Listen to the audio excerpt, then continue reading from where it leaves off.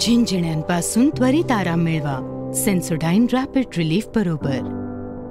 ओढज्याच्या मुद्द्यावरून चर्चेत आलेला धुळे शहर विधानसभा मतदारसंघातले दमदार नुकतेच निवडून आलेले आमदार भाजपाचे अनुप अग्रवाल आपल्यासोबत आहेत. आपण त्यांच्याशी बातचीत करणार आहोत. काय सांगाल भाऊ, आपण निवडून आला आहात, काय राहील पुढचं धोरण? जय श्रीराम. ओढजियाचा मुद्दा लोकसभेत फार गाजला होता आणि त्यांनी तसं दाखवूनही दिलं.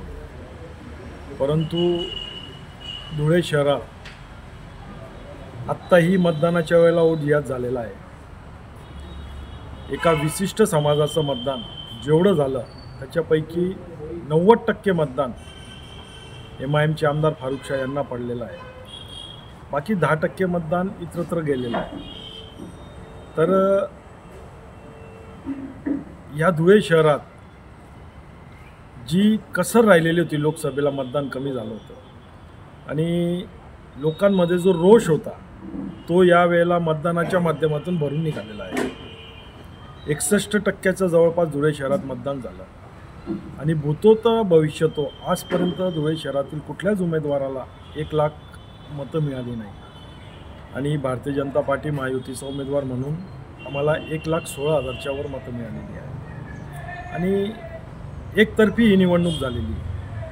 एक है तो सेफ है, बटेंगे तो कटेंगे.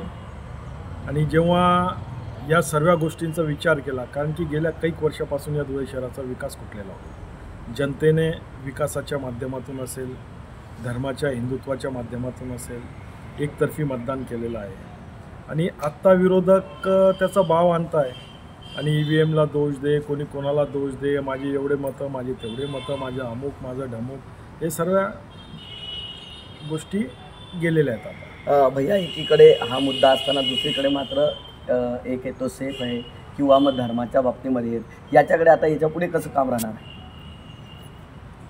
एक आहे तो सेफ आहे हा नारा कायमस्वरूपी राहील. आम्ही सर्वजण एक राहू. हिंदू म्हणून या शहराचा विकास नक्कीच करेल. माझ्या सर्व जेही या शहरातले रहिवासी आहेत, हिंदुस्थानी रहिवासी आहेत, त्यांच्यासाठी नक्कीच जीवापाड काम करेल. आणि मी कायम माझ्या भाषणातही सांगितलं आहे, कायम सांगितलं आहे का मी आमदार नाही तर सालदार म्हणून या शहरात काम करणार आहे. आणि कालच मी सार्वजनिक बांधकाम विभागाची बैठक घेतली आणि अतिशय मोठ्या प्रमाणावर आता आम्ही कामांना वेग देणार आहोत आणि तुम्हाला एक 5 महिन्यात 6 महिन्यातच धुळे शहरात कामांचं सुळसुळाट दिसेल.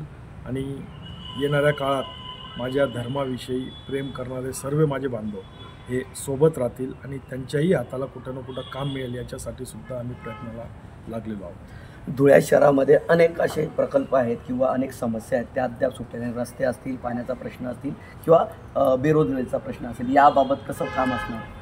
बेरोजगारीचा जो प्रश्न आहे त्याच्यासाठी MIDCच्या मागं मी लागलेलो आहोत. MIDCची जागा एक्वायर करूनच राहणार आणि एक मोठा उद्योग आणणारच. आमच्या सर्व नेत्यांच्या आशीर्वादाने आदरणीय देवेंद्र भाऊ असतील, गिरीश महाजन साहेब असतील, अमरीशबाई असतील, डॉक्टर सुभाष भामरे असतील, आम्ही सर्वजण मिळून या धुळे शहरात एक मोठं उद्योग या ठिकाणी आणणार आहोत. नक्कीच या ठिकाणी सर्वांना सोबत घेऊन धुळे शहराचा विकास आणि या ठिकाणाचा रोजगाराचा प्रश्न मिटवण्यासाठी सदैव आम्ही काम करणार आहोत, असं आश्वासन या ठिकाणी आमदार अनुप अग्रवाल यांनी दिलं आहे. मनीष मासोळे, TV9 मराठी, धुळे. झिंझिण्यांपासून त्वरित आराम मिळवा सेन्सोडाइन रॅपिड रिलीफ बरोबर.